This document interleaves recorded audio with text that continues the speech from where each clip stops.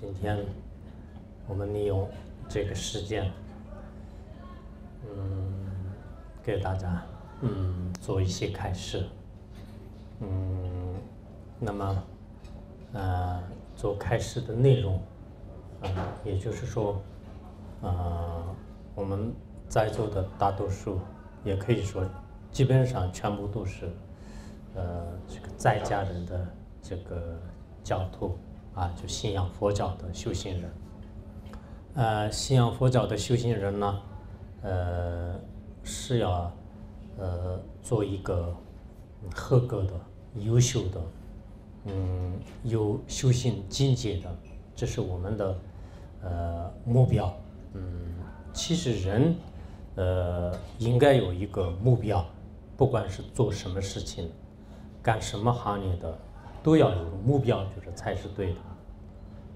不单是人的一生当中要有一个准确的目标，甚至自己在每一年当中呢，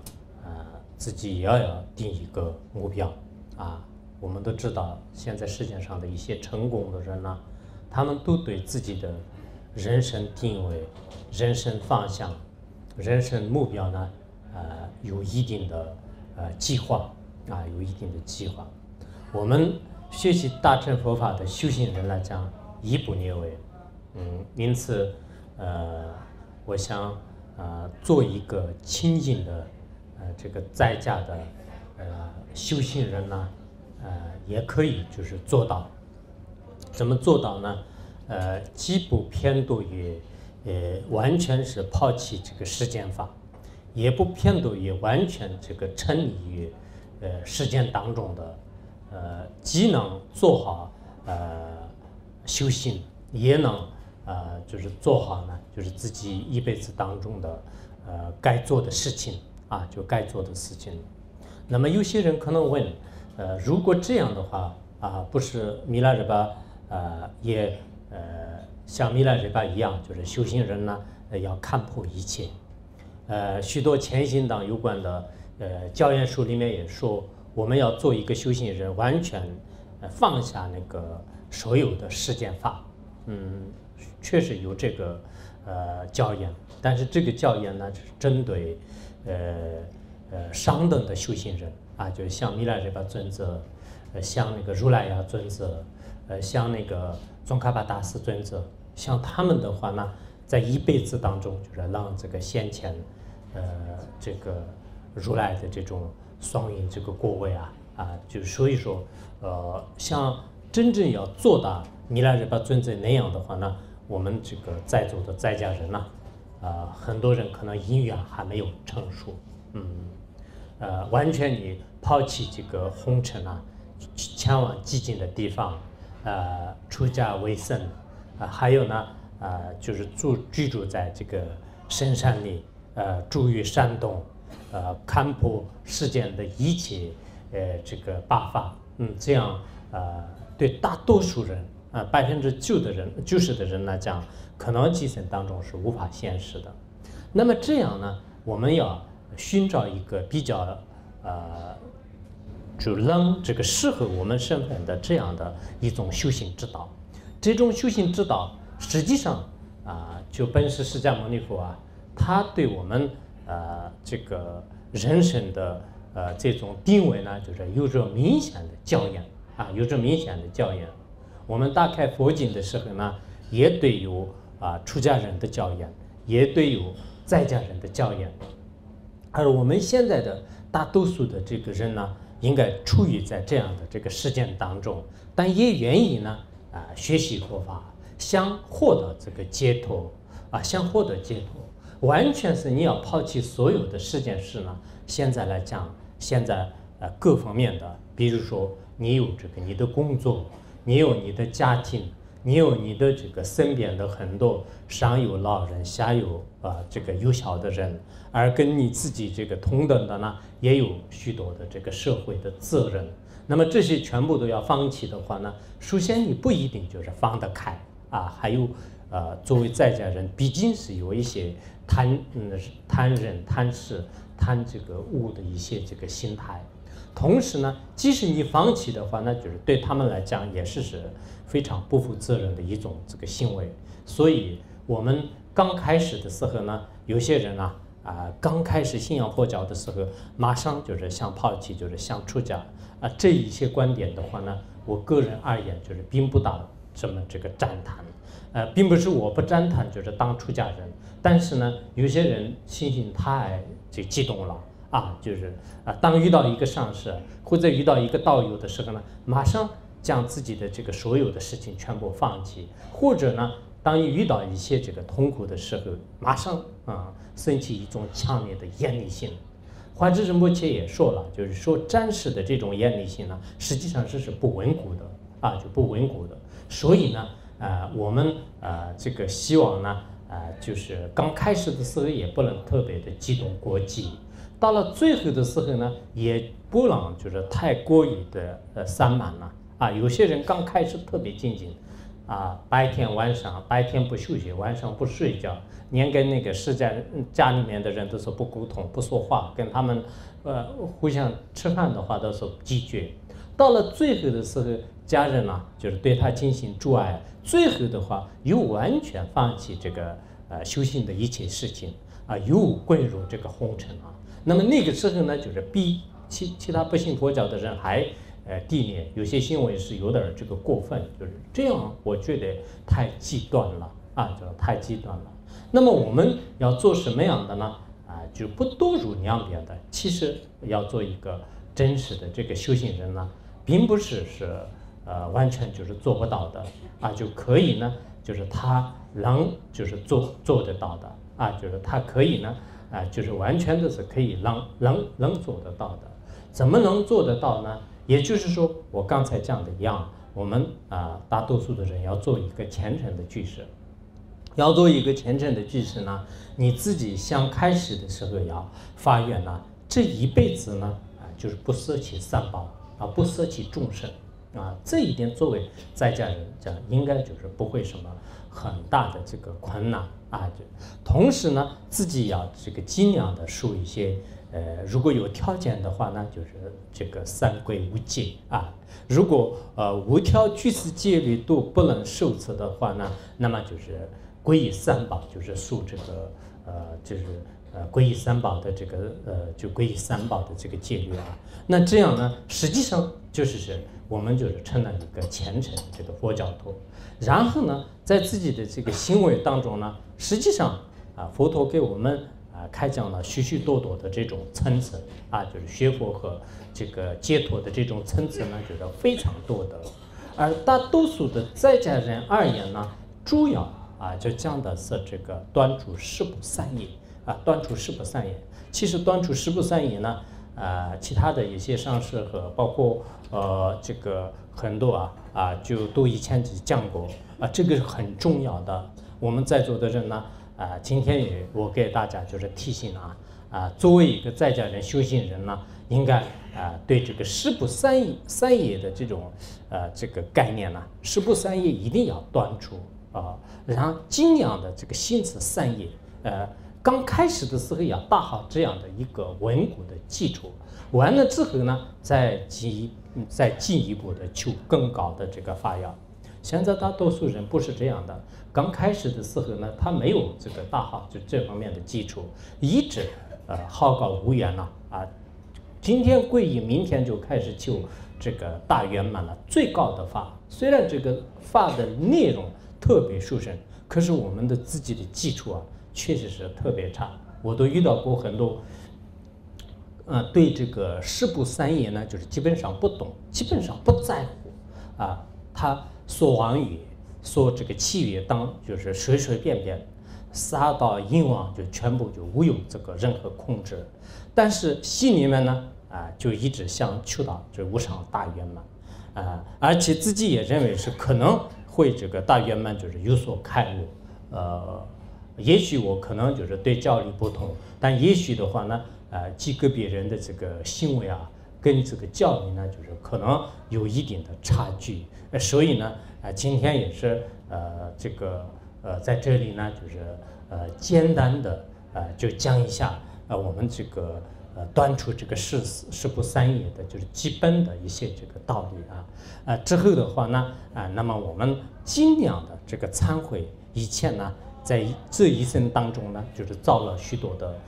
我们不说其他的罪业，就是这个十不三业，就是肯定会造了很多的。那么这些罪业呢，就是尽量的去这个忏悔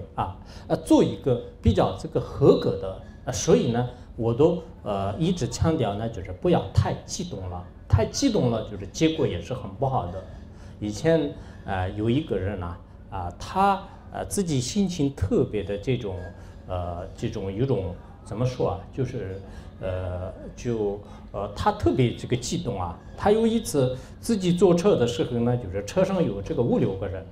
6个人到一个寺院去的时候呢，他就在这个车里面一直劝他们一定要出家，一定要出家。结果呢就是短短的时间当中，就是这一车的人呢，就是全部出家了。出了家之后呢过了几年以后呢，就是全部还俗了。当然我都并不是说所有的出家人是这样的，但是有时候呢，我们关于出家也好，关于这个皈依也好，关于这个依止上师也好，这些问题呢，就是一定要再三的去这个思维，要观察。比如说我们要买一栋房子的话呢，你们都知道，你们在家人就是对这个房子的位置是怎么样，1平方米多少钱，那么这个房费是就是要多长时间当中全部付完。如果这个买完了以后呢，就是有没有什么这个建筑上的一些事故毛病呢等等，就是再三的去观察。如果造一个实践的一个成家的这种对象的话呢，那么看他这个家里面的这个经济条件是怎么样，这个人的人品是怎么样，那么这个人呢文化程度是什么样。根本不认识的人，今天遇到之后呢，马上去医治就不可能的，马上去这个跟他就是订婚，就是马上成家，就是有没有这种情况？我们实践的一个，比如说你夫妻之间的关系呢，最多都是4、50年了就是一起成家，可能是完成一件家务的话，那就是可能4、50年的时间。那么为了4、50年的时间的是，你需要详细的去观察之后呢，才决定的话呢，那么我们生生世世的大事要解脱医治一个上师的话呢，连时间的一个找朋友的时间都是不需要。今天听说是来了一个人，马上去医治完了以后就马上去汇报，这样那样呢，就是不好说的就是不好说的。所以呢，我们现在很多这个学佛呢，也许是可能以前就是尤其是汉地跟那个藏地跟其他地方都不相同，从小都是心里面就是空荡荡的，没有这个信仰。人到了一定年龄的时候呢，经过这个岁月的创伤，就是遇到了各种各样的一些挫折，心里面就是产生种种的轮回的这种厌倦性。这个时候呢，就是好像遇到这个上师的时候呢，就像这个干渴的花遇到了这个春水一样的，马上就是不去觉知，不去观察，去这个医治这个医治上师方面呢，也是如此的。那么我们修行佛法方面呢，它也应该这个循序渐进，应该有一种次第性，不能就是你听到就这个法是特别殊胜，但是这个法呢，你通过什么样的方式来这个修行？要修行的话呢，就是前面必须要有一个非常稳固的这个闻思。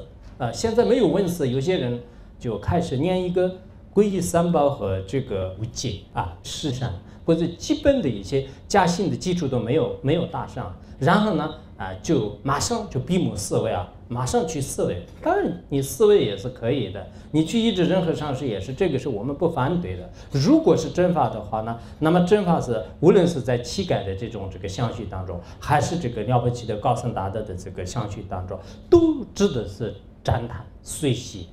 应该我们呢就劝大家去医治。我们为什么辛辛苦苦的是让大家就是经常这个学法呢？目的就是说让大家这个获得这个解脱的真正的这个道路是这样的一个目的。那这样的话呢如果真正有一种这个解脱之路谁去开始呢？我们不会反对的。但是从我的这个一些眼光来看的话呢，我们现在很多人呢不闻思就是马上去修行，不观察马上去医治不去这个思维呢就是马上选择一个佛法马上选择最高的这个法得观点以后呢，不去这个学实验啊。密宗的观点呢，并不是你光是观个定就可以啊，不是这样的。我们洗了澡以后的话，还身体呢还要这个擦一擦啊，就这个还要这个有后备工作啊。如果你的这种很多的这个行为没有到位的话，那就是反而也会就是起一些反作用。所以我们如今呢，有时候呢看到就是很多居士的这个修行的话呢，也有值得学习的一些地方啊。现在普遍的是大家对三宝有这个信心的，对这个轮回呢有厌离之心，对众生产生这个大悲心，这些都只是我们看了之后呢，就是非常欢喜。有看到我们现在很多人呢对这个道友与道友之间呢，就是把一些小事就是经常扩大啊，是非呢就是议论纷纷，然后这个一直上师也好，修行佛法呢就是不按次第来，然后今天就是学一个，明天抛弃，明天学一个又抛弃，没有就是长期的这种恒常啊，也就是说有一种这个恒常性啊，就恒常性缺少，恭敬性缺少，尤其是很多人的这个修行呢，现在不够这个精进，极为懈怠对实践法呢就是特别的单着啊，这些呢就是我们这个修行的最这个根本的一些这个毛病啊，就毛病。所以当然我们短短的时间当中呢，给所有的这个修行之路啊，全部呢就是淋漓尽致，是有一定的这个困难，只不过是跟这个象征性的跟这个表示性的呢跟大家也应该就是敲一下警钟啊。大家修行之路呢，是一种漫长的路啊，并不是你住1天2天，或者说是你这个修1次法2次法，马上获得这个立竿见影了，也不是这样的。因此，我们在修行的过程当中，尤其是你们作为一些在家居士的话呢，我希望这个长期的闻思呢，特别的重要。为什么？因为我们在座的很多人呢，从小的在心里面产生的是什么呢？就是世间的各种各样的一些非常复杂的一些麻烦的一些念头。除此之外呢，就是没有真实的一个这个处世间的这个相应就是佛法的智慧和悲心啊。那么我们一下子转变过来呢，当然是这个很困难的。从无始以来，或者从小到现在呢，我们传习的就是世间法。世间的贪嗔痴和一些迷乱现象呢，对我们的凡夫的分别念来讲，应该说是特别相应的。而出世间的，尤其是就是获得了这个解脱的、利益众生的这些心态啊，对我们凡夫人将来也是就是非常这个遥远的。因此呢，在我们这个修行的过程当中啊，大家都是应该再三的去这个思维，在思维之后呢，就是可以寻找真正的路。因此，我们今天呢，我特别要劝请大家呢，要这个断除这个十不三业啊，就是断除十不三业。其实十不三业道呢，十不三业道经呢，就是以前那个韩文当中有一个就是日称伊斯当翻译的，是马明菩萨这个所记的。是短短的一部经典，里面所宣说的也是特别的清楚。如果我们没有动到这个十不三业的话呢，其实十不三业确实这个果报是特别这个可怕的。华严经当中也讲了，就十不三业道，上者呢是这个地狱因中者呢是这个旁生，那就是畜生因畜生因，下者呢就是恶鬼因就是所以如果我们没有这个真念来断除这个十不三业的话呢，我们堕入于这个三恶趣当中我们现在这个学习的目的是什么呢？就是想要离开这个三恶道。而暂时呢，获得人天福报，将来呢，真正就是获得这个解脱，而这个利益天下无边的众生，这就是我们每一个修行人的应该说是最准确的目标就最准确的目标。那这样的话呢，就是在座的各位应该就是都会就是动到这个十不三业。但这个十不三业呢，就是我们在这里简单的给大家说一下，完了之后呢，大家再三的去思维我们平时要做一个很虔诚的纯洁的一个佛教徒的话，最基本的要尽量的断除十不三业啊，就尽量的不敢说是完完全全的就是断除，但尽量的断除十不三业，尽量的形成呢就是十种这个善业，然后过一个清净的生活。这种这个修行道路呢，就是有生之年当中就是不能这个离开。那么这样的话呢，十不三业我们都知道，这个身体呢就是杀生啊，就是屠刀啊，这个邪淫，就是这是这个身体当中的这个三种不三业。然后语言呢就是说妄语、说逆见语、说恶语、说绮语，这是语言的这个四种这个十不三业啊，就是语言的四种不三业。然后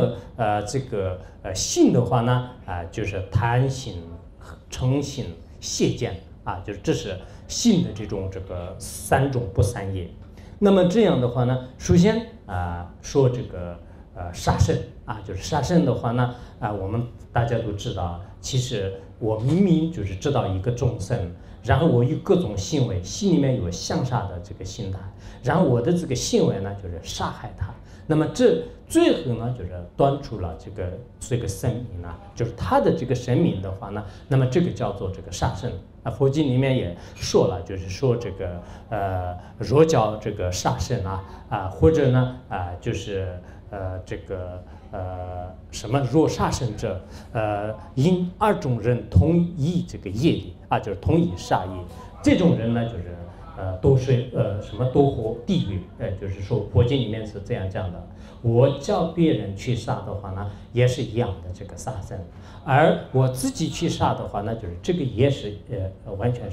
是一样的啊。那么这样的这个杀生呢，实际上所有的罪恶当中是最严重的。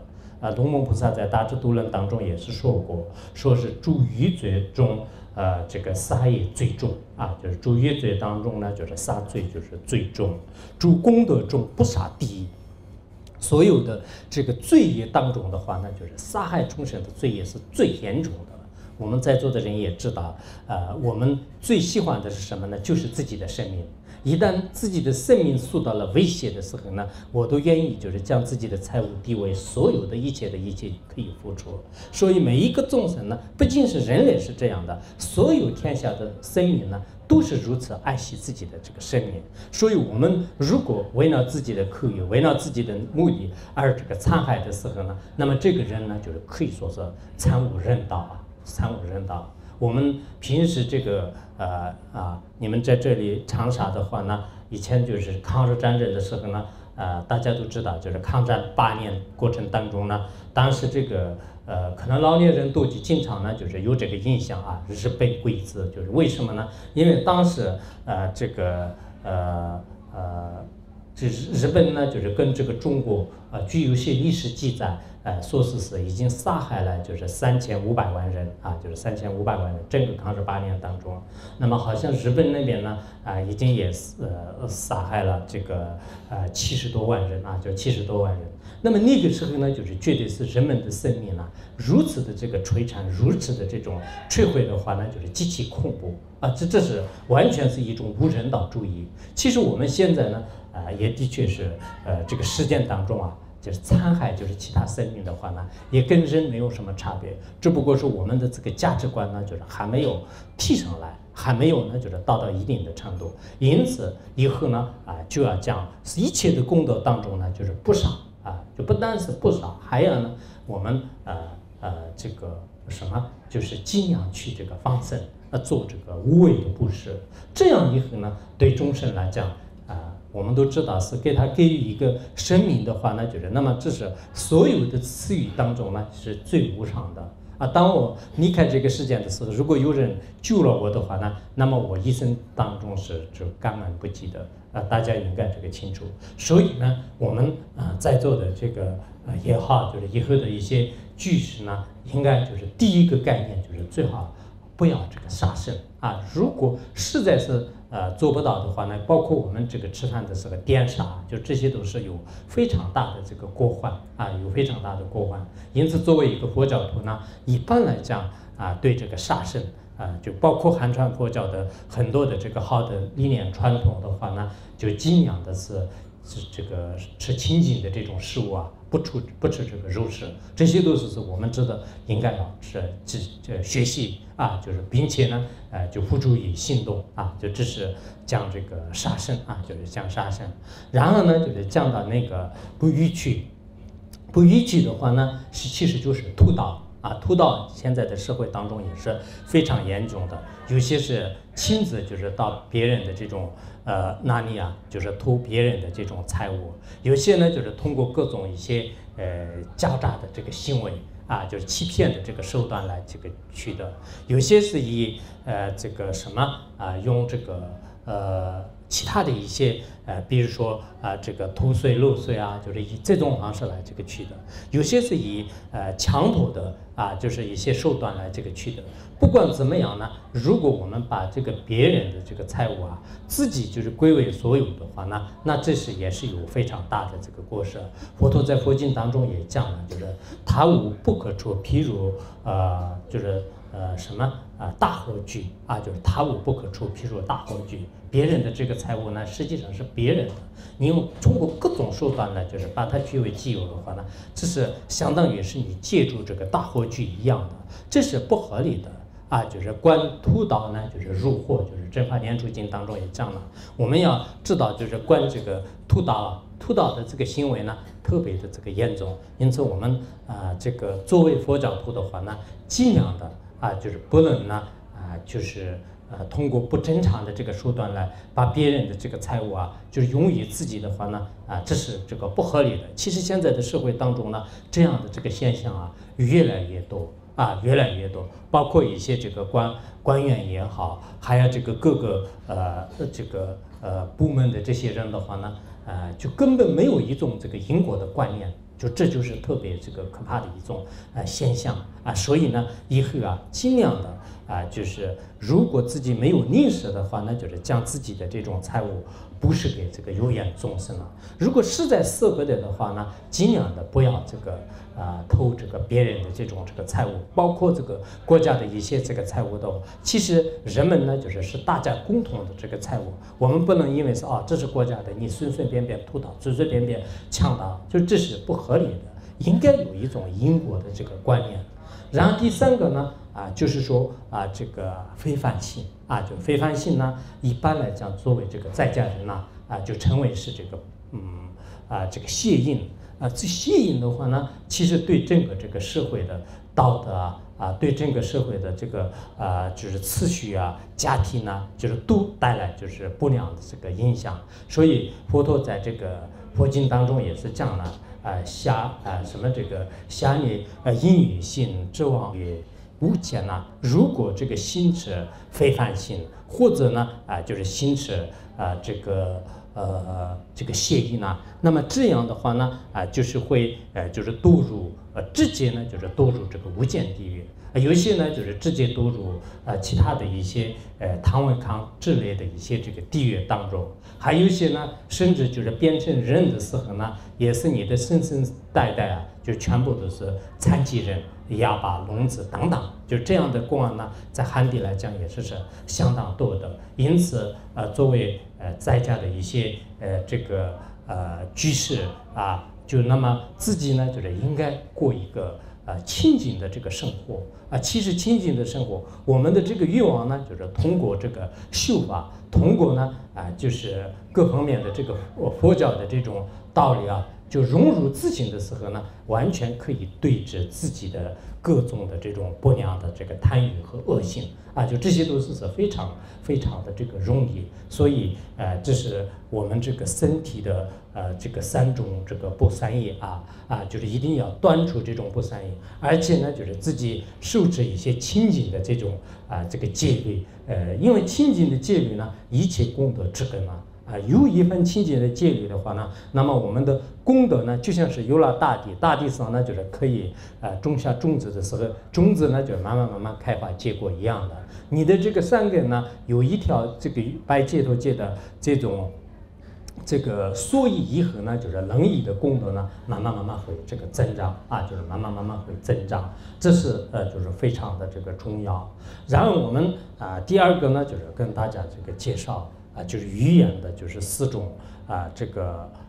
恶意，也就是说，首先就是讲的是这个妄语就若人若人妄语所口中有毒是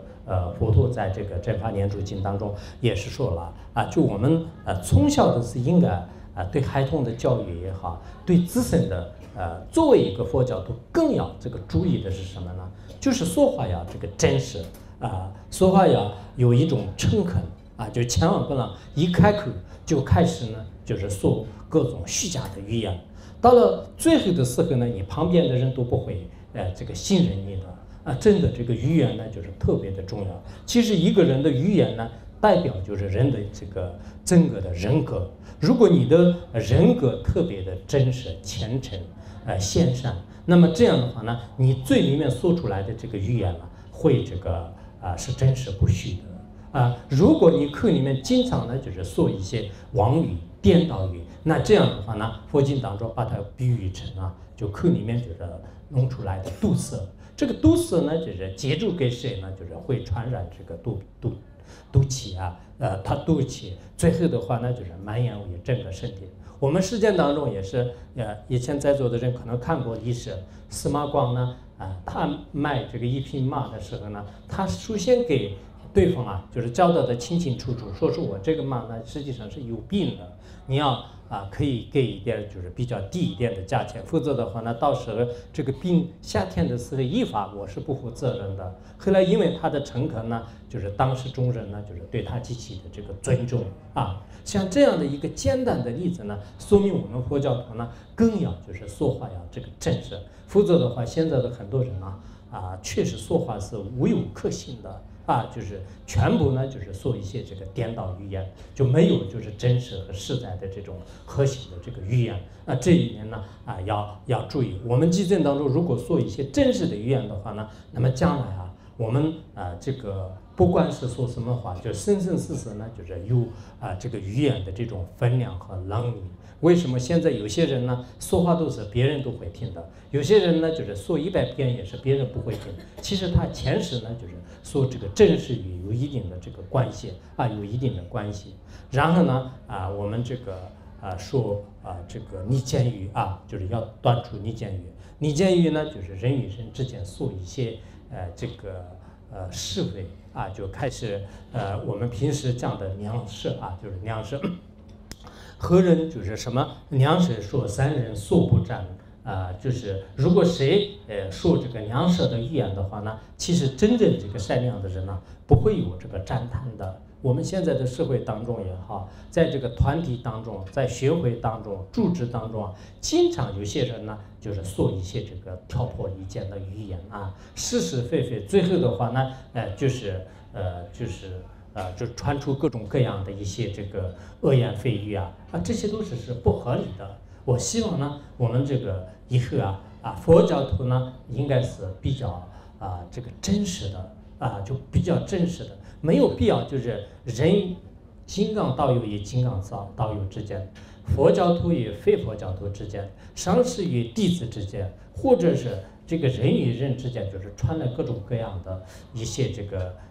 这种离间语。离间语是有公开的离间语，暗地的离间语。暗地的离间语就是悄悄的就开始说别人说你如何如何。那这样是在这个一些佛教的团体当中更要厉害。我去过很多中心，有些中心做得很好，除了佛法方面的交流以外，其他的是非呢就是一律不谈有些中心呢不是这样的佛法的这个交流呢就是基本上是很少的，就一直谈一些是非这个是非呢就是基本上是他们度日的工具。特别可怜，就是有一些佛教徒的话呢，真的是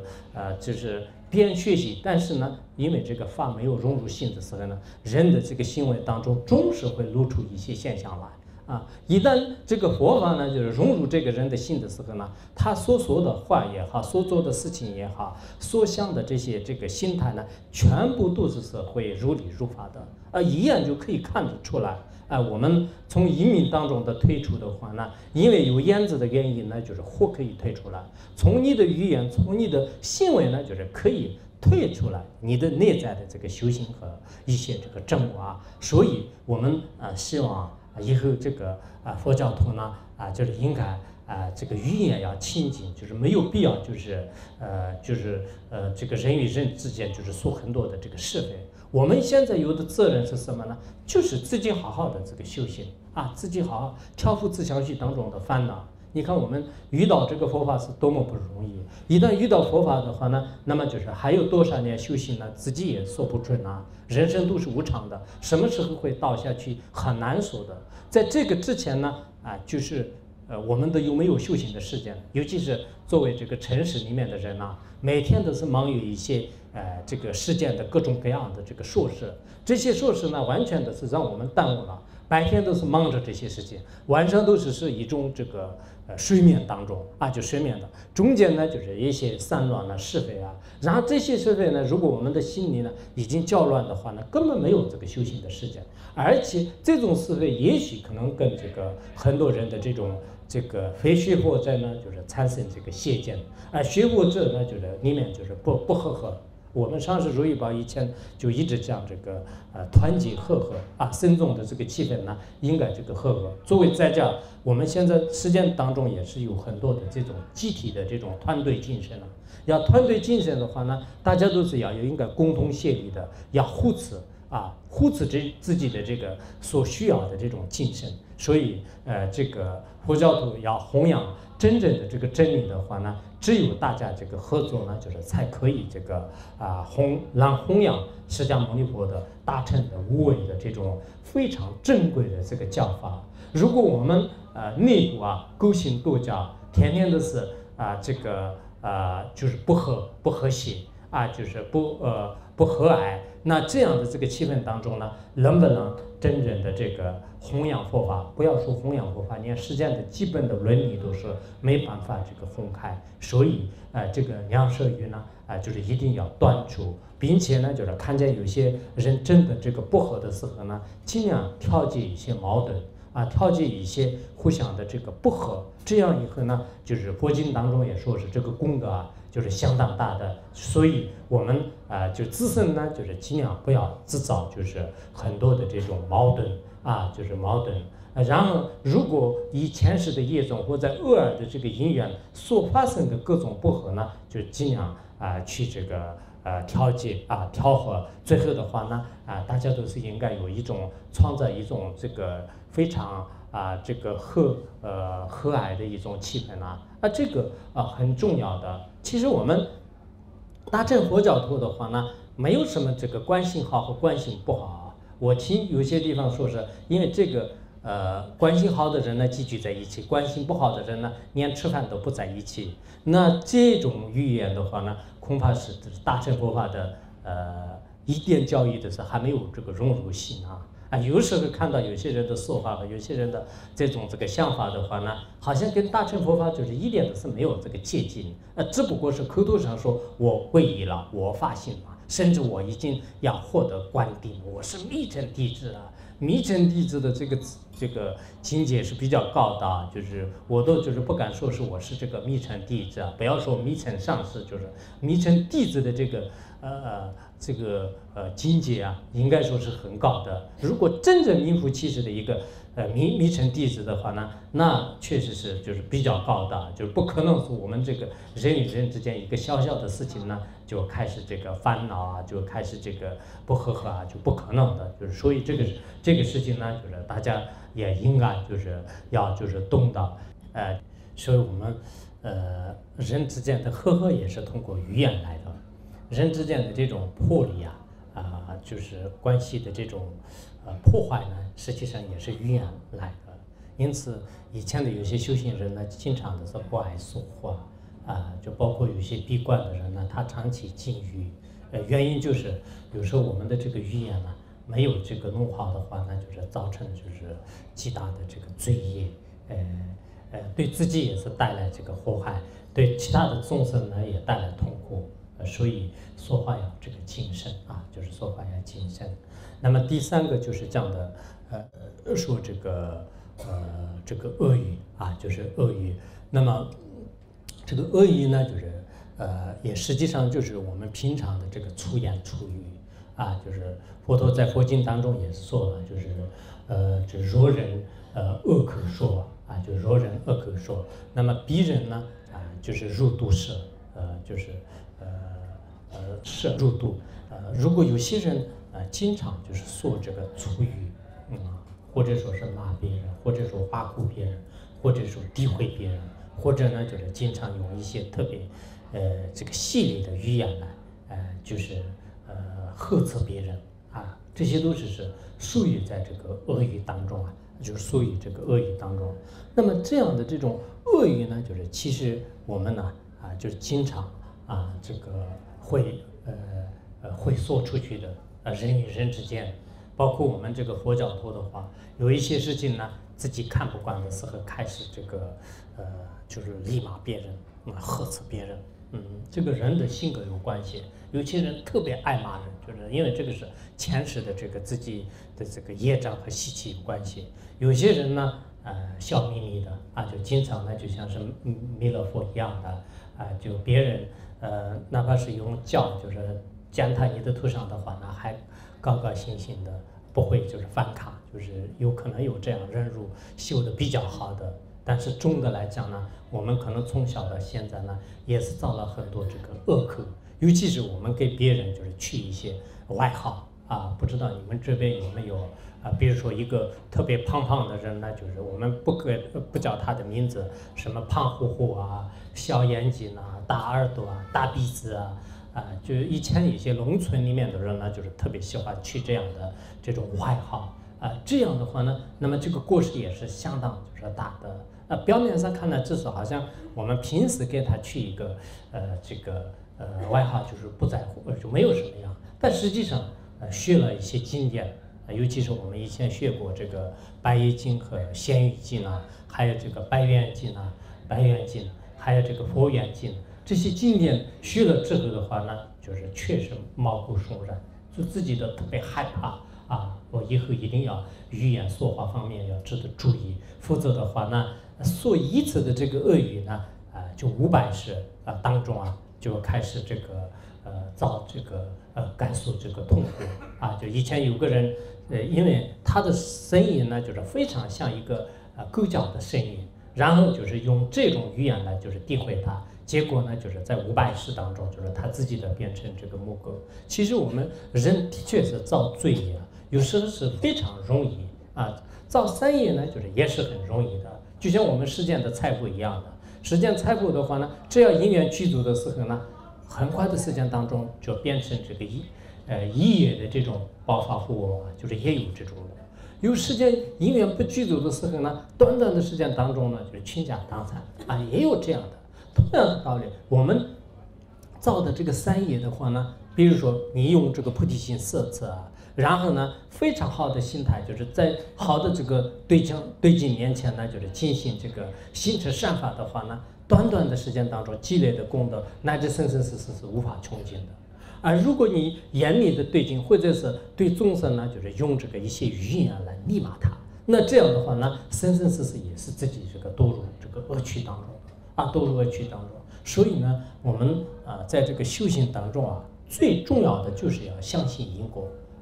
相信因果是特别的重要。所以为什么以前的这些高僧大德，尤其是一些开悟的不管是藏传佛教、汉传佛教，越开悟的境界高的时候呢，越就是对这个相信这个因果特别害怕，不管说话也好，做路也好，做任何一件事情是极其的小心翼翼就非常这个谨慎的。而我们凡夫人呢，自己因为没有这个境界，没有境界的原因呢，佛陀已经给我们讲的清清楚楚。可是我们在实际的行动当中，行持的时候呢，就极其的这种粗糙就是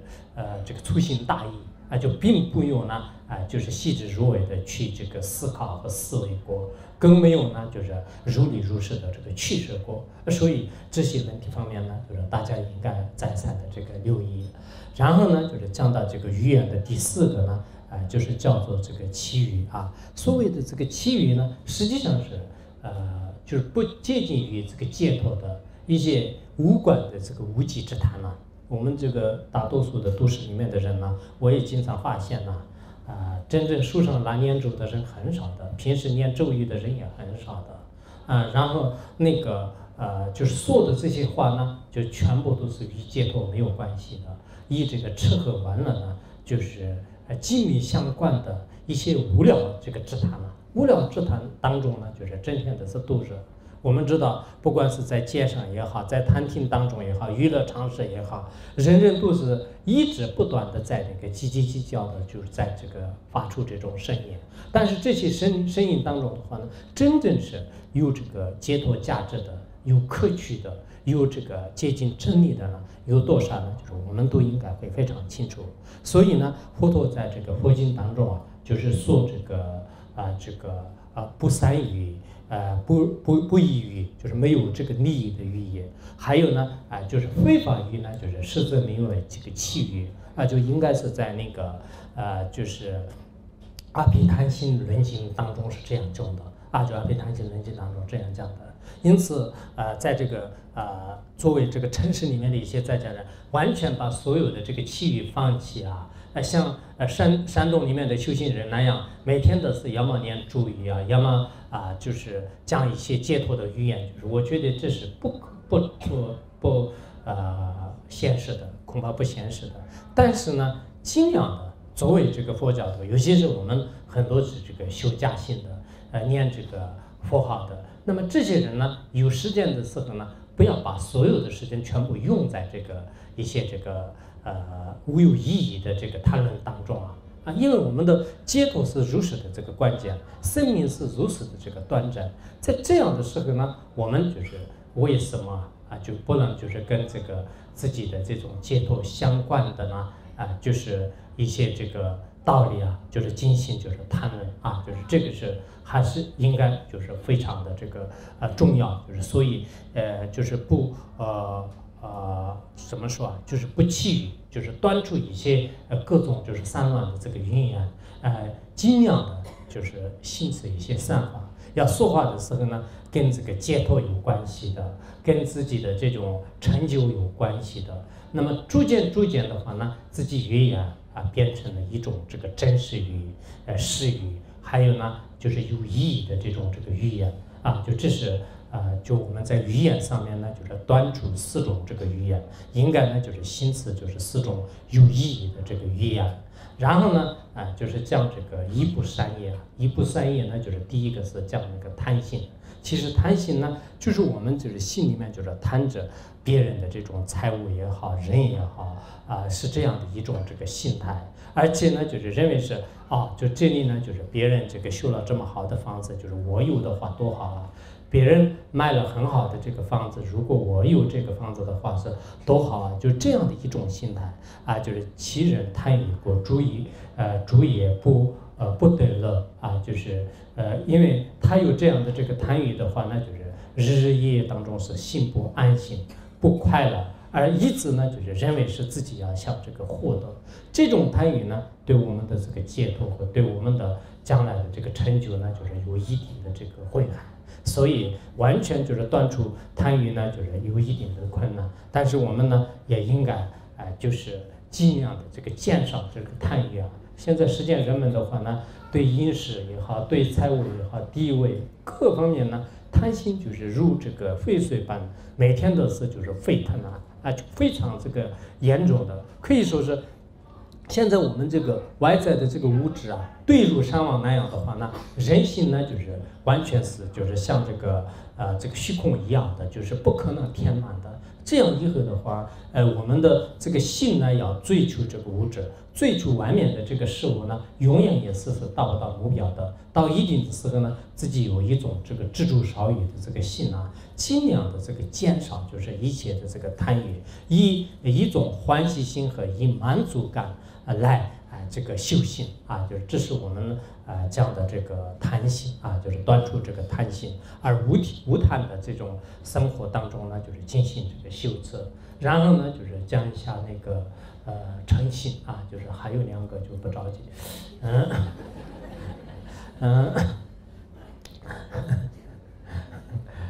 诚信呢就是说我们像这个害别人的这种心态就是也就是说，我们要像那个就是就危害别人，也心里面就是产生一种这个嗔恨之心这种嗔恨之心其实是一瞬间一刹那间升起的话呢，破坏呢我们多生的这当中就是所造的世界安人等等一些这个功德，而且呢所有的这个罪业当中呢，嗔恨呢是最可怕的最可怕的成为地狱因。成为地狱因泥人生地狱就成为地狱因泥人生地狱，也是《正法念处经》里面讲的。那么嗔恨的话呢，就是其实我们能这个堕入地狱当中的最根本的因就是中观入中人的这个知识当中也是讲了，就是这个嗔恨心上品嗔恨的话呢，直接就是堕入地狱的；中品嗔恨呢，就是堕入这个恶鬼当中；而下品地狱呢，下品这个嗔恨呢，堕入旁生当中。因此，我们有时候有些人的这个脾气就是特别大，一爆发脾气的时候的话呢，就是什么这个前面过弯就是全部啪，这是可能一个民族的习惯。一般藏族人这个生嗔恨心或者吵架的时候呢，他不会打人任何东西，就是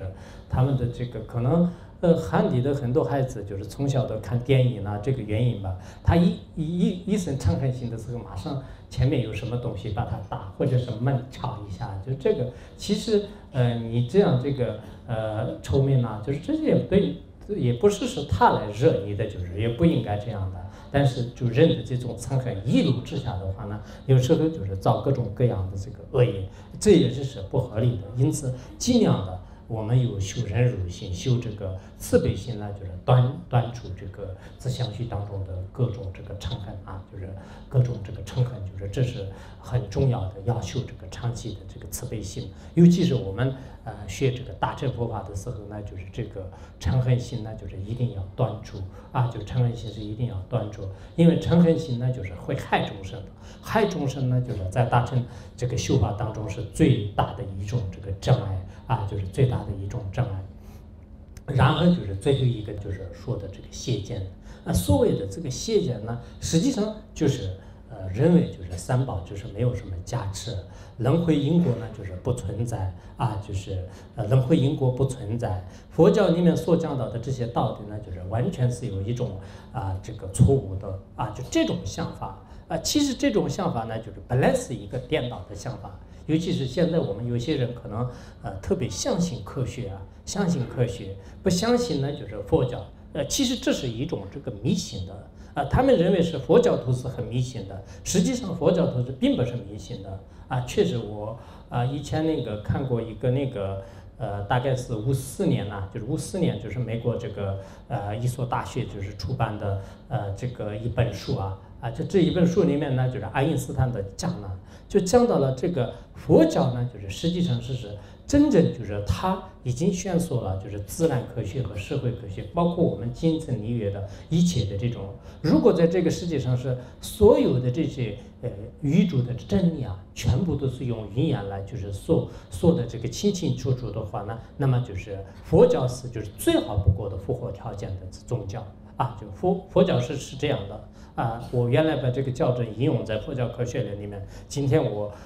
没有把原本的道理就是说出来，但实际上大概的内容就是这样的所以我们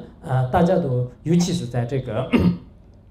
这个20世纪和这个21世纪的人呢，一提到这个爱因斯坦的话，大家都是认为是他应该是这个最顶峰的科学家，但是他们的认为是佛教的精神是如实的至高无上的话呢，我们世界当中一般的这些人呢，就是不相信这个佛教的这种精神理念呢，是一种这个邪见是一种邪见。但是有些人呢就不管怎么样也是引入这个佛门的话，那就是非常困难的。包括我们就是很多佛教徒的自己的这个家里面的一些老年人自己家里面的跟这个亲朋好友他们就经常呢就是有些是不排斥，就是这也算是可以的，就是经常帮助这个我们这个佛教徒。有些呢就是完全这个排斥。从道理上，从根本的意义上，从理由上，然后排斥我们这个佛教的人呢，到目前为止我都没有遇到过啊，就一个人是真的能站出来，就是说是你们佛教的这个道理呢是不符合的，就是不符合真理的。那么以这样来就是辩论，而这个说这个得生理的人的是确实也没有，你们也可能没有遇到过，尤其是只不过是口才不好而已，就是除此之外可能没有的。但是呢，就是有些人始终都是一种就是不相信就是不相信的。其实这跟这个人的福报呢，就是可能有这个有关系的。以前《妙法莲华经》里面也是说过，就是说是这个钵的少夫人就钵的这个少夫人呢，就是中苦这个所逼迫就所逼迫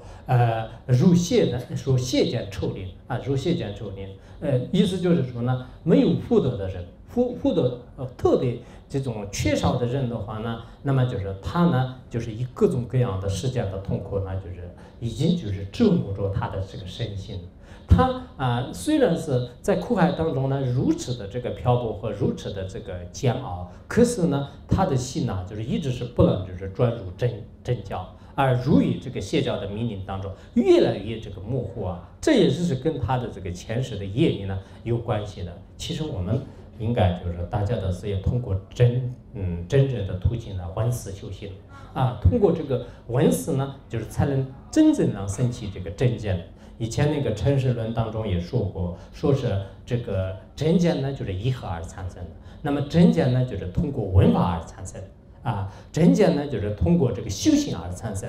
的这个的确也是我自己也有感觉比如说你刚开始的时候，刚刚入佛门，刚刚这个学习佛法的时候呢，好像就觉得是佛教徒的很多行为也是接受不了，然后很多的这个道理的话呢，就是对你来讲是这个三心二意，就有一种这个疑惑性特别强大。到了这个最后的时候呢，你就开始这个进行学习这个佛教里面的这个千经万论就是可以说行万里路都这个万卷书就是这个是很早以前是这样说的但是我们如果真的是把这个佛教里面的特别丰富浩如烟海的这些经论呢，就是去学习的时候，最后自己相续当中的各种邪见、嗔见、恶见的话，全部会荡然无存的，全部呢就是会这个销声匿迹的。最终呢，就是真正的这个真见的这个太阳呢，就是从自己的心底的东山呢，就是会这个升起来的就升起来的，而会就是不单是就是就是遣除自身的黑暗，同时呢，就是也会这个照耀就是整个这个世界，就是对芸芸众生呢，就是带来就是光芒，带来这个快乐就会这样的。所以我们这个具有真见，断除邪见是对当今时代来讲呢，就是非常重要。断除邪见的方法呢，一个是要闻思这个佛教方面的这个知识，同时呢，我们要学习现代这个一些科学的这个道理，哲学的道理。那么哲学和科学的道理呢，其实是它只能就是说一些佛教的部分，或者跟佛教相同的一些部分，它完全没有解释真正的佛教里面所讲到的这个真实的这个意义。所以这些问题呢，当然如果我们光说的话呢，就是特别多就是今天呢，因时间关系，就是不光说。最后呢，就是终止我们这个十不三业的话呢，在座的也好，还有我们很多的佛教徒呢，每一个人可能以前也是造过很多的这个业，那么这些业呢，就是要完全是这个迁除完全是迁除的话呢，每个人就是首先自己的忏悔，清净的忏悔呢，就非常非常的重要何人千劫中若造严重罪就是何人千劫中若造严重罪，以此记你忏足罪得清净就这个净光性当中的一个校正，就是我觉得是很重要的。意思就是什么呢？一个人如果1000个戒当中造了非常非常严重的这些罪业的话呢，那么后来就是遇到三智士，遇到佛法，他在一次的机会当中特别强烈的这种慧心去忏悔，最后的话，所有的罪业呢，就是都得以这个清净。所以我们在座的人也好，就是很多人呢，可能以前呢一回想到，你看上面所讲到的，刚才我讲的十不三业，十不三业的全部都基本上是做过基本上都造过我这样的话呢，那么我又没有解脱的希望呢？确实有解脱的希望以前我们造的业呢，有些是以自己的烦恼深重而造的，有些是因为自己不懂因果而造的，有些是因为自己呢，就是以各方面的一些歪道啊，或者是环境和教育的这种这个影响下而这个造的。那么现在动到了这样的这个佛教的真理之后，我要就是精进忏悔的话呢，肯定会得以这个清净就是得以清净。所以说呢，我想我们在座的各位呢，就是应该要就是清净的忏悔，就是十不三业为主的一切罪障，然后自己呢要这个精进的这个修行自己呢要成为一个有真讲的、有真心的、有智慧的一个这个佛教徒那么在有生之年当中呢就是自己就是认认真真的行持在你所能及的范围当中呢就是弘扬这个佛法，就是利益众生就今天呢我想简单的开始到这里好。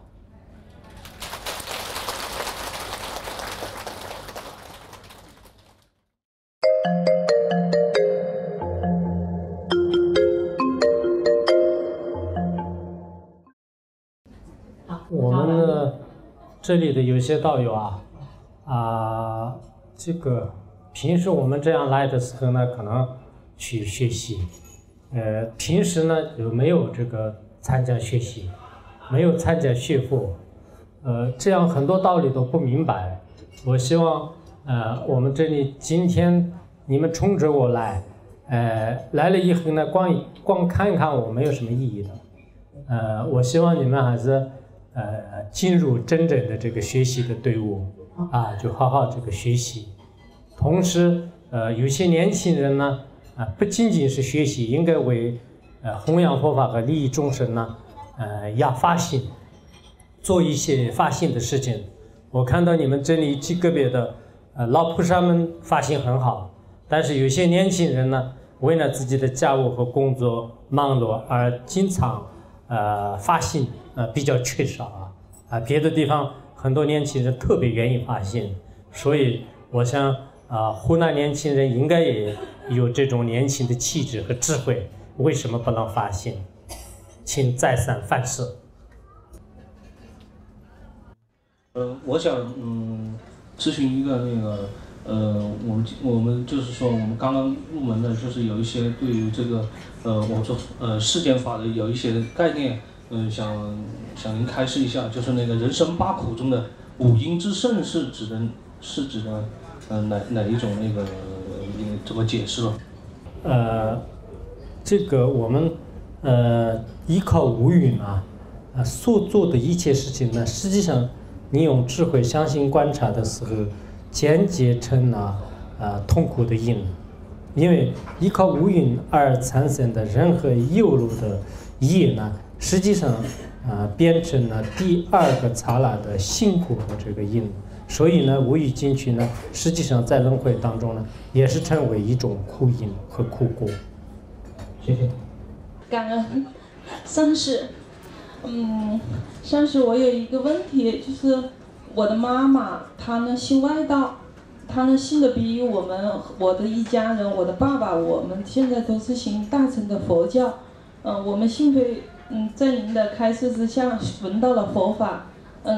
非常的感恩。但是呢，我的妈妈她现在不让我们在家里面听佛经，也不准听关于佛学的任何一些这些东西。所以每次呢，每次听这些讲经闻法名的碟呀、光碟，我是必须要拉出来，不在我的父母那里去看。我的父亲呢，必须要跟我在一起才能够看。我现在就是想请上师加持，看看怎么样能转变我母亲那个因为她是信基督，信的比我们早，怎么让她转变这个观念？你应该强迫不准那个信那个基督，他不准你信佛教，你也不准信让他信，你们两个开始打仗。是这样的，我们这是也是开玩笑，也是那个我们这个很多家庭当中有信仰的这个冲突是正常现象，尤其是像那个美国加拿大这边的话呢。如今大乘佛教普遍的在那里就遍地开花。这样以后呢，本身是他们是基督教，之后一个家庭当中就是有一部分人信佛教的，有一部分人是信这个基督教的，还甚至一部分呢就是信仰其他宗教的。这是我想很难以一下子就是解决。为什么呢？因为信仰是已经入于人的这个脑海当中，甚至呢有些非常坚定的信心呢入于骨髓当中。因此我们通过一种简单的方法呢，就也许有一定的这个困难。但不管怎么样呢，因为我们这个信仰佛教，实际上呢这个是对自己来讲是一个终身当中的最大的一种选择，因此尽量的跟这个父母和家人呢，就是通过和平的这种谈判来解决这个问题。如果实在没办法解决的话呢，最好自己的信心和修行呢不能就是不能就是退失，因为我们有些人家里稍微有一点反对，或者是其他的一些因缘。稍微有一点违远的时候呢，马上就把这个方法就修行就退下来了。其实你应该换其他一种方式来，自己呢照样的可以学。如果你家里不能学的话呢，那么你就通过其他的一种方式来就是选择。人总是有一种办法，那么应该用出这种办法来，就是不断的坚持的要去学习和修行。感恩上师阿弥陀佛。上师，我有一个问题，就是想请问一下您，就是我是12月份的时候刚开始学习那个准提法门，然后呢，就是对准提法门呢也升起了一些信心，然后就是也是因为机缘的原因吧，我就是刚刚就是加入了菩提小组，然后3个星期的时候就是听了一堂上师您的课，然后我听课学的前行，然后我就也升起很大的信心，然后就是也有师兄说，我们就然后就是上师也开始要先把基础打牢，然后要把前行学好，然后呢我就是有一个疑惑，因为我对准提也升起了信心，然后现在呢，如果我又放弃准提学前行，我又担心自己好像又变来变去，因为我以前是修的其他法门也是然后我想请问一下上师，可不可以就是说我学前行的时候，这样子一层一层学上去的时候，然后就是准提法门呢也一边做这边的功课，可以这样子吗？准提法门是吧？是的。这样的，这个我们学任何一个法门啊，自己以前学过的真正的这种法门呢，就是最好是没有必要舍弃如果你以前学的有一些不是很正道，那么这样到了最后遇到真正的这个教法的时候呢，就是可以放弃。那么我想呢，学家行的同时可以呢，学这个准提，也可以呢学这个净土，也可以呢学我们这个显宗的其他的这个相关的一些禅宗、华严之类的一些想法。这不过是你自己的主要的精力和信心呢，最好是放在一部法门上面，否则的话，全部呢不一定能完全就是做得非常圆满。人的精力是有限的，智慧也是有限的，时间也是有限的，所以我们在这个修行的过程当中，应该要分一些主次主要的必须完成，次要的呢，虽然在这个法的本体上是都是这个获得解脱法没有的，没有什么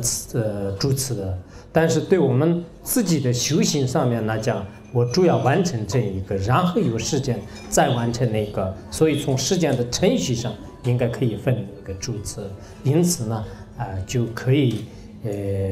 就不断的去这个相关的这个法要呢再次学习。好，谢谢上师，感恩上师。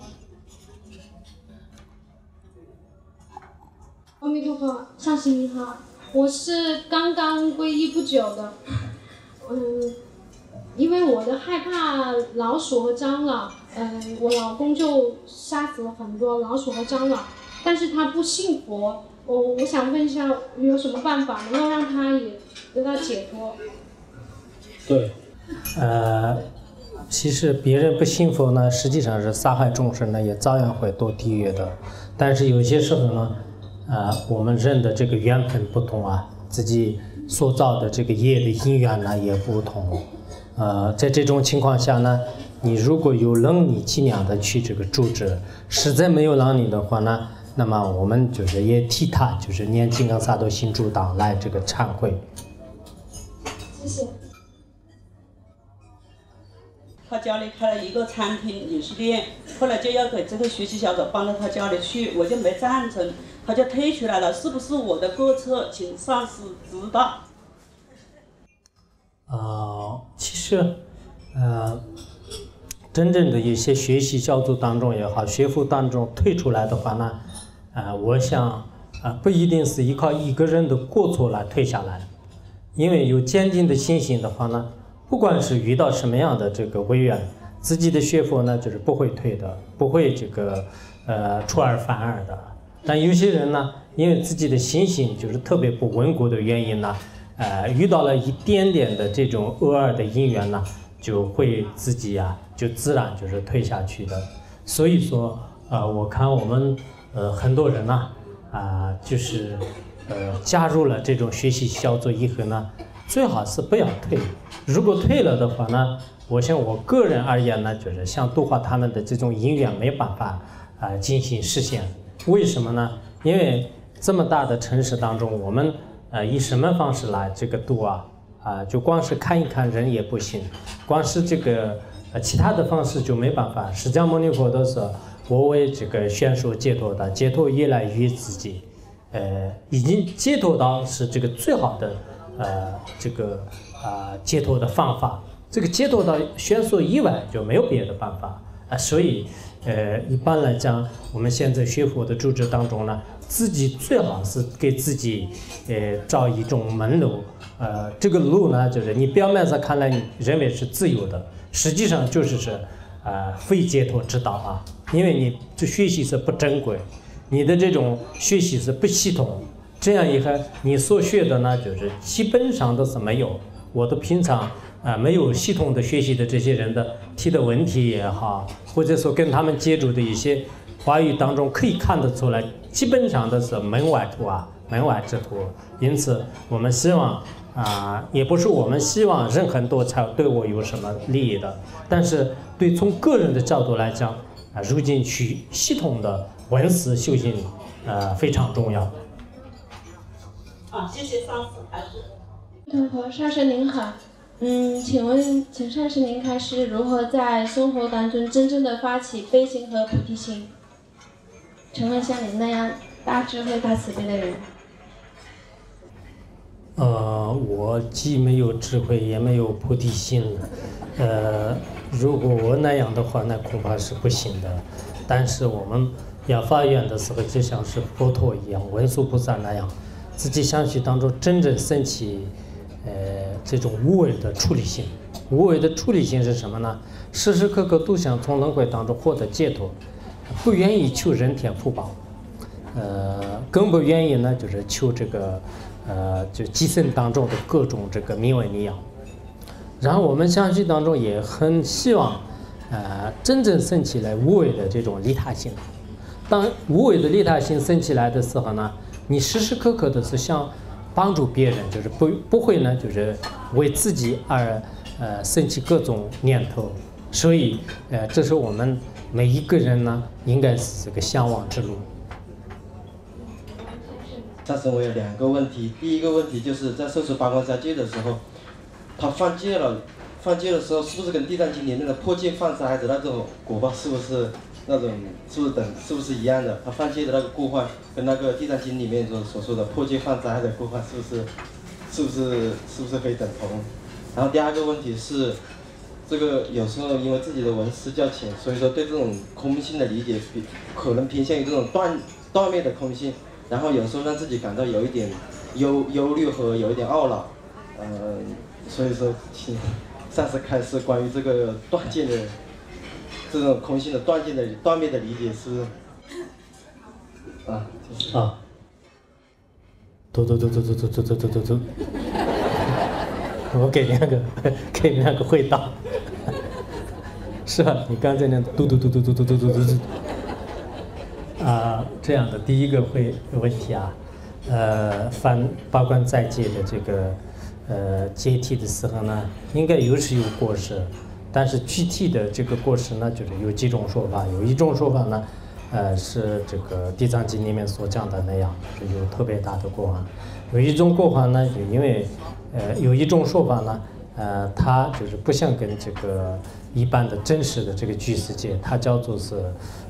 这个暂时的这个一日戒。一日戒呢，就是所犯的这个罪也是并不是那么大，就是可以通过忏悔当下清净。这是第一个。第二个，自己对这个空性呢，理解不是特别圆融，而且经常认为断空的话，实际上这是我们很多初学者呢，都认为是所谓的空性，就像瓶子里面没有装水的这个状态一样的。但实际上你学习了中观400论、中观根本慧论呢。这些论点之后呢，完全知道，其实这个单空呢也是不存在的。如果安住在一个单空当中的话，这是分别念的心境，根本不是不可思议的智慧心境。在那个时候呢，对中观的远离四边八系的境界会升起不可退转的定界。顶礼大恩上师。平常我都上课都很难紧张的，但是现在呢，我不而言，我挺紧张的哈。等一下要是有什么表达不周的地方呢，请大师多包涵。是这样子的，刚刚呢听到大师说这个年轻人如何发心，就是我有一个感慨，就是呢我接触佛法不算久，也对佛法的各方面呢非常的浅薄寡闻，但是呢我总认为这是一个比较好的这样一个大家的一个这样信仰。应该是去向这方面去学习。当我跟我身边的同学、他们的先生，或者是呢我的兄弟姊妹谈及这个事情的时候呢，就是有80%的这样一个人会对我说，他就说的第一句话就说，你们这个呢是对的，我不否认，但是呢你们这个是违心的。那我被他这样一说呢，我就被他说到语塞，因为什么？因为自己我本身知识有限。还有一些呢，就是我在有些片面的书籍上看到过一个类似于心物一元的这样的一种说法，所以当他这样说的时候呢，我不知道该如何应对。现在呢，请上师开示。实际上，佛教啊，它是真正的从它的智慧和悲心上剖析的时候呢，它既不是一种自学，也并不是呢。就是完全是一种这个唯心，或者是这个烧香拜佛等等。为什么佛教是我以前也讲过，实际上是智慧和悲心和大力量的一种体现。因为最究竟的智慧观察的时候呢，所谓的这个心的存在呢，佛教是一概不承认的。因此，有人认为是佛教是完全是唯心主义的，这种说法呢是不成立的。那么暂时呢，佛教当中也是万法唯心造的这种说法，但是这个呢，就是只是佛教当中的部分的所谓唯识宗的观点而已。是唯识宗的观点跟这个唯心主义的观点呢，也是有很大的这个差别。唯心主义根本不承认密眼当中的前世后世当因果的这些道理，而佛教唯识宗呢完全承认，所以这是说明呢他们自己也是没有这个学习和研究过这方面的这个知识。因此我认为你个人的话呢，应该在这个佛教的相关的这些道理呢，可以就观闻博学啊。观闻博学的话，其实这些道理呢应该非常简单，就是可以直接回答。广闻博学，就是我觉得他有一个这样的粗的观念，这样子把这个事情全部打死一样的这样子。这只是一种不讲道理的这个话，这种人没办法的。那么你如果他用语言的一棒子打的话，那就是应该真正的一棒子打他一顿。因为不讲道理嘛。谢谢上师开始。顶礼上师，我有2个问题要请教上师。第一个问题就是我父亲快到70岁了，他要过那个70大寿。按照我们佛弟子来说的话，可能很为难，因为很多亲戚朋友也鼓励他去办这个70大寿，所以说我对这个问题一直很苦恼，想请教上师，作为佛弟子应该怎么办？为什么苦恼？就是说他要办这个70大寿的，肯定是世俗上的这种，像我们这个酒店里面去办这个酒席，就面临着很多杀生的这个恶业，但是作为这个佛弟子来说，又有这个因果关系，所以说我觉得这个对这个父母亲肯定不是很好，但是从佛法上面来去说服他也很难，所以说我也不知道该办还是不该办。这个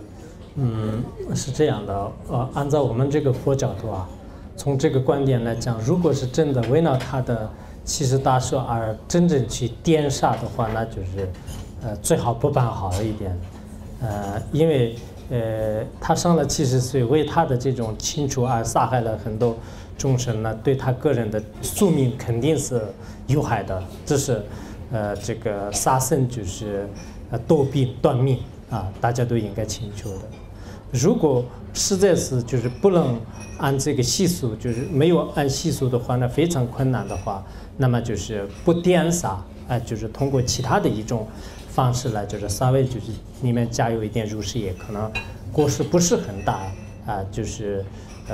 就是如果去颠煞为他的亲属而杀害众生呢，那肯定对他的宿命是有害的，对来世呢他也堕入这个恶趣当中，感受痛苦，也更可怜的。听过上次的那个跟我念的那个皈依戒，我就说我认为我就已经皈依了上师。我看过很多上师的这个开示和那个传承，我是否能够把上师作为我的根本上师？根本上是依附的话，那实际上是主要是从自己的这个获得法力的角度来讲的。一般来讲，一些该居派和尼玛派的上师们呢，所谓的根本上师是真正就是上师的这个教育融入自信，呢，自己的心就是有一定的悟道的时候呢，就是才有这个根本上师的这种称呼。有些这个教言当中呢，就是说通过这个观顶和讲解虚部之后呢，有这个根本上师的这个称呼，但这个各个论点里面所讲的。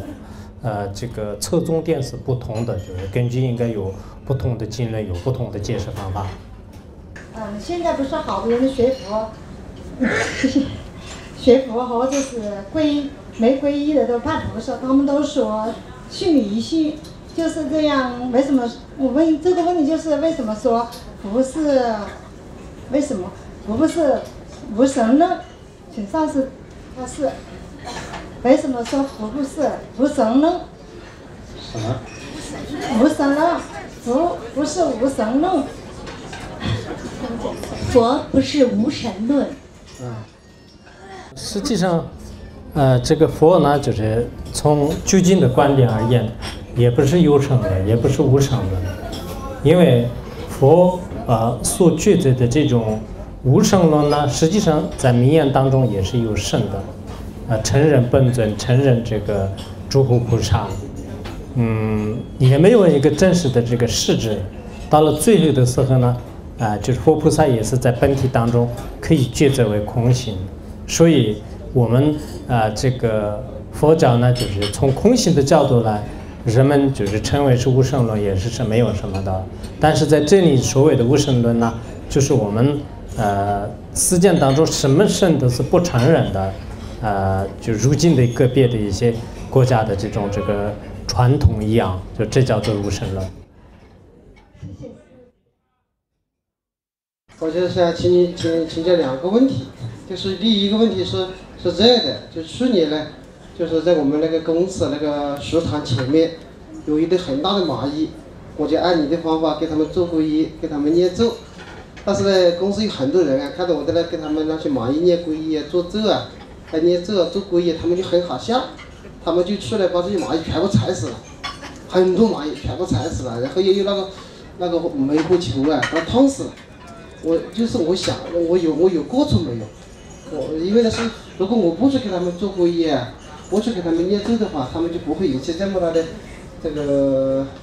他们就像看热闹一样，就是这么做。后来呢，再看那些这些蚂蚁啊、青蛙之类的，我再也不敢去给他们念咒，也再也不敢他们去给他做皈依了。我又怕他们笑话我，就是。这第一个是呢，我就想问一下我这个事啊，一起跟个玉环，就是我这个这一步到底是怎么样？这第一个问题。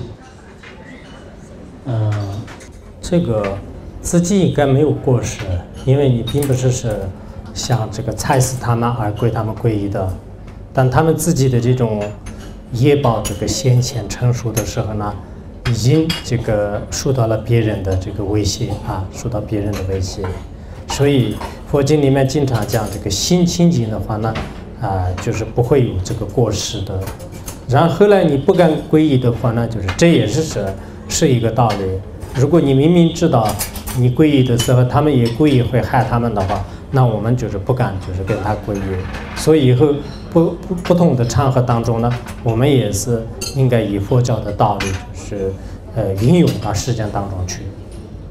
我的第二个问题就是呢，这个学佛啊，到底需不需要这个保密？我发觉这个保密啊，你不让他们知道，他们就不来取笑你。你如果让他们知道了，他吃饭的时候故意给你讲肉，又给你讲的什么这个酒肉缺肠肚啊，福在心中留啊，讲一些很多这个取笑人的话。但是呢，真正跟他们这个理论起来，他们也没有一个人讲赢的，但是他们就是不承认。所以这个呢，有的时候我心里面就非常希望他们学佛，非常希望那个尝见这个味道。但是呢，他们呢就总以为这个东西啊，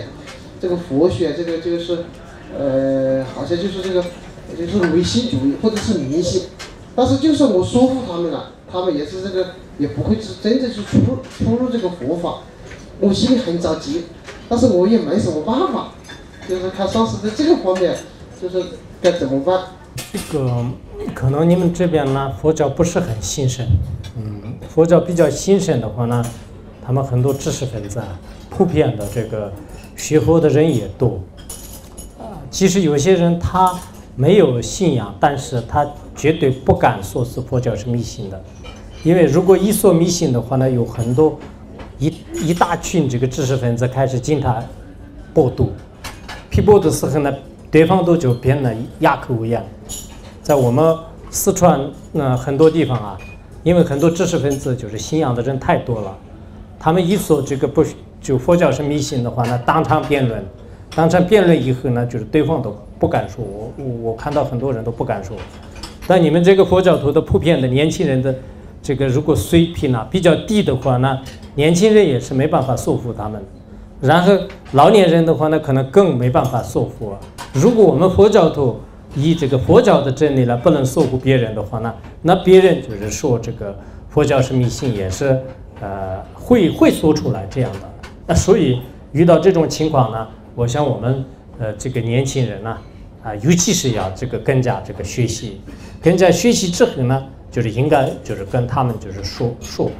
服。如果实在是他不讲道理呢，就是那没办法了。如果讲道理，但是我们讲不出道理的话呢，是我们佛教徒的过失。其实佛教的真理方面呢，就是完全的可以说服这些世间人，包括我的遇到过很多这个高等这个学校的一些教授，甚至有些有一定名气国家这个的国家奖的这个一些科学家，给他们这个辩论和探讨的过程当中，他们最后觉得确实是这个佛教的很多道理呢，让他们也是就感到就是无比的这种这个兴奋就是很这个值得信赖就有这样。像我这样的这个智慧不足圆满的人的是朗诵过的话，我想我们这里很多年轻人的各方面的这个综合素质是应该是很高的。那么通过这个学习的这种真理以后呢，就说服他们并不是很难。谢谢教授。上师你好，我有2个问题。就是第一个问题就是鉴于长沙认为这么重，那我们发愿就是大家一起念缘起咒，会不会有比较好的效果？然后那个缘起咒有什么功德？能不能请上师开始下？第二个问题就是希望上师能够给我们大家说一下三皈依，谢谢。请上师慈悲。缘起咒啊，缘起咒呢，实际上是我们这个诸法因缘是诸法这个因缘呢，十大沙门说，我等如是说。其实这个寄送的这个意思啊，那么我们这个念诵或者说谁听到2遍的话呢，就是有无量无边的这个功德。佛陀的第一转法论的精华的意义呢，其实在这个4句当中应该是圆满这个包括的。三皈依呢，专门等对人说法这准备让到不是走过上节或者叫他小节。有2个问题呢，想请教上师。第一个就是我们有一个佛友，他在退休之前是妇产科的医生，他做这个人流手续的比较多，他自己呢经常总是为这个事情呢经常忏悔，这个问题应该怎么解决比较好？这是一个问题。第二个问题呢，就是我原来我们本来就是在学前行之前，我就修这个大悲观音法，也学的也还是有一点点那个比较顺。后来呢，学了前行以后，修那个上师瑜伽，又就那个修那个是按照您的那个实修方法来去修，就好像有点心里好像有点乱，就不晓得应该怎么修比较好。请上师开始。第一个问题，如果自己各方面的那个这个罪呀非常严重，但是呢也有心力不足的话呢，就是可以念这个金刚萨埵、百字明，还有这个一些忏悔文呢，始终都是用磕头啊，或者说用这个深刻意来去进行忏悔。第二个问题，如果自己修行过程当中稍微有一点困难啊，或者心里面纷乱啊，这个时候呢更加要努力，因为以前可能大悲观音修的时候是比较简单，就没有很多的这种修法，而现在我们修人参蓝灯寿命无常时，其实很深的一种修法。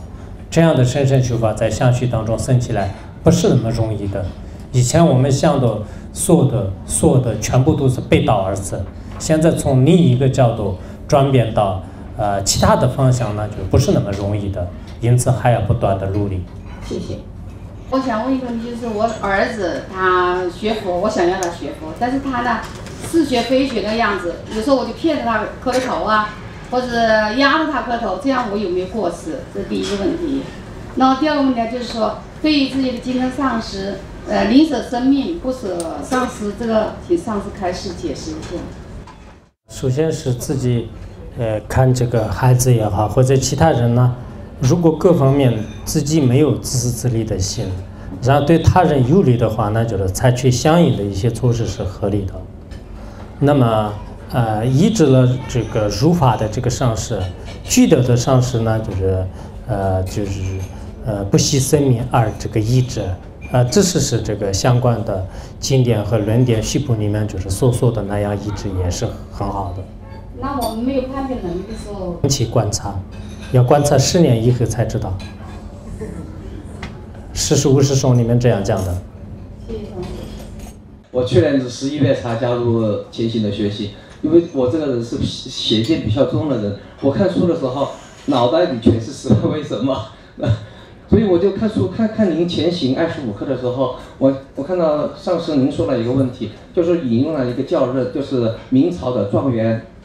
和尚罗洪先，他最后出家的时候写了一首寄颂，就是莫为儿孙做儿女，儿孙自有儿孙福。那个看完之后我就查了一下这个资料，结果那个资料说那个是后人杜撰的这句话，所以我就晓得我以后应该怎么学习佛法才能断除邪见。请大上师。这样是这个历史啊，有些是他们自己不知道这个出处，因为历史的时候呢，就是其实是很多都是这个后人记录下来的，也有这个当时呢就是记录下来的，所以没有这个充分的理由呢，就是也不能就是说是完全是杜撰的。再加上呢我们这个历史上有不同的说法是自古以来一直是这个存在的。因此呢，你产生怀疑是可以的，但产生邪见的道理呢也是没有的。为什么呢？一个故事呢，如果这个即使它是没有这个发生的话呢，就是也没有什么可生起这个邪见的。所以说呢，所谓的这个生起邪见可能是说大了，但是产生怀疑呢，也是情有可原的。还要不断的这个去闻思的话，到一定的时候，自相续当中的这些怀疑呢，就是全部可以根除。这个世界，世界的原理，就是讲这个世界第一动力，为什么会有，如何而来？然后呢，就是讲这个时间是不是空的？就是我们可以看，我不知道怎样讲这个时间是不是空相，然后时间和因果的关系是怎样的？我们这个按照佛教来讲，我们不清净的这个世间的第一动力呢，应该是以这个无明啊，因为有了这个无明的话呢，就是外在的各种就是相而不实的虚幻的现象呢，都可以这个出现啊，就是都可以出现。因此呢，就是众生以自己的这个无明呢，就是让这个显现，就是万事万物的各种的这个现象啊，就是全部都可以现象就是出来。那么这样的正在显现的，就是这些，不管是气世界还是有情世界，我们眼睛所看见的、耳朵所听到的这些法呢，以佛教的这个中观和唯识的这种观察方法来进行观察的时候呢，所见到的这些所有的这些法就没有一个不空的。那么这个通过什么样的了知呢？可能要学习很长的时间的中观法门。通过中观法门以后呢，就是才知道是整个世间的一切法呢，是显现，就显现的当下呢，本体都是这个空性的。比如说我们说这个差别啊，我眼睛看见的时候确确实实存在的，但是我们用不管是从这个量子力学的角度也好，或者我们中观的角度来讲，细致分析的时候呢，从分子到原子，原子黑、原子核，一直到最后呢电子啊，最后呢就是磁场夸克、夸克压夸克，然后压夸克，这样下来的话，物理学家他认为也是没有这个品质的本体存在的。而我们中观呢，就是也是同样的，就是任何一个事物呢，就是从大到小，小到无分为尘，无分为尘，最后呢就是空隙。因此，我们所看到的这些假象呢，全部都包括你和我，这个所有的这些人呢，在微镜观察的时候，就像是梦中的这个现象一样的，可以这个显现，但实际上呢，就全部都是空性的。这一点呢，可能通过长期的这个探讨和学习以后呢，才能真正通达了它的原理和真理。想请求上师给我传一个阿弥陀佛，我因为我修的不好，很抱歉，我的文化也不高，我想一心念阿弥陀佛，请上师给我传一个阿弥陀佛。修阿弥陀佛应该很好，不能说不好。不是，我修行的不好。哦。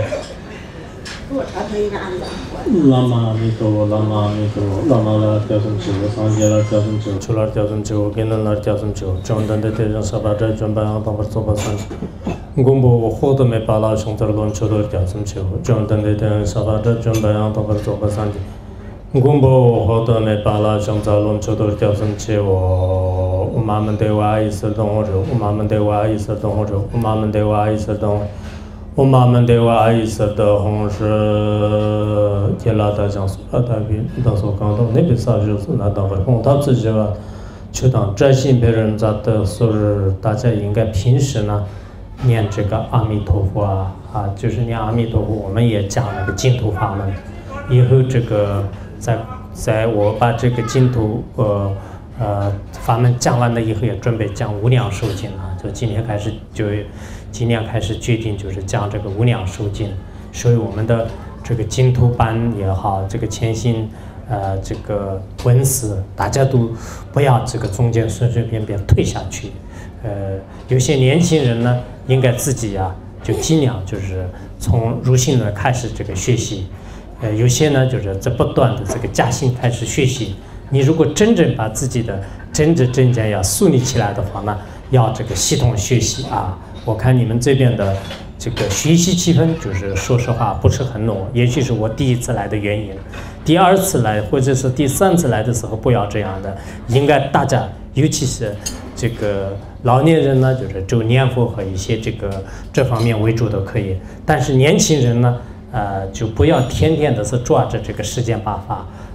至少也是有一部分应该站出来，就是一边闻思一边做世间法。我刚才也讲了，你们不要太极端了啊！刚开始的时候热情的不得了啊，就开始就像我今天到猪猪一样的，就是不让下车，就是全部哇就，然后就真正学习的人有多少人？你们自己想一想，就是这个非常听话的老菩萨，就年轻的人也是不太很多的。昨天有几个人来了，我跟他们说了，为什么你们这么多人没有年轻人？年轻人全部死了吗？还是什么的？就是有一个70多岁的老菩萨，就是他很发心的，那么全部都是把他当做这个神来对待，然后除此之外，就是年轻人用科学的道理，用佛法的道理来真正要弘扬佛法利益众生。我想我到别的地方去的时候呢，很多人学习的气氛呢比较不错啊，在这里呢稍微可能有里里外外的各种各样的因缘，因为还有很多的这种大家的共同，包括我们呢也经常到这里来的也少，所以好像到了这里以后，另外一个世界的感觉大家有怎么说啊？心一直是还没有这种开放的一样的，不像跟北京啊，像我们到一些别的地方一样，所以从此之后大家应该只要我们不犯法啊，就不犯法的话，学习佛法呢，这是一种信仰自由啊。学藏传佛教也可以，学汉传佛教也可以，学基督教也可以，学天主教也可以，什么都可以，国家的政策当中这样的，所以大家也没有必要特别的一种束缚害怕啊。其实我们现在在国家当中最可怕的就是贪污，最可怕的就是把人们的这种血汗呐，如果吞的话呢，对人们是最有害的。但是不需要可怕的，就是我们学习佛法。10个人学习佛法，你看我今天讲的10不3业，10不3业都不做的话呢，那什么样的人就看看啊。所以说大家也不用特别的害怕，也不用特别的这种人性化，一定要通过真正的闻思，就最后自己懂到很多佛教的真理的时候呢，确实是就不用用语言来说，自己会感受得到的。因此我希望我们很多年轻人呢，不断的学习，有些老年人呢念阿弥陀佛为主的，好好的行持善法，这个是很重要。那么这次呢，我们的问题呢已经问完了，完了以后呢，我们今天呢在这里聚餐呢很圆满啊，也很开心。大家从总体上看呢，学习佛法和不学习佛法还是有很大的差别啊，有很大的差别。我希望呢，大家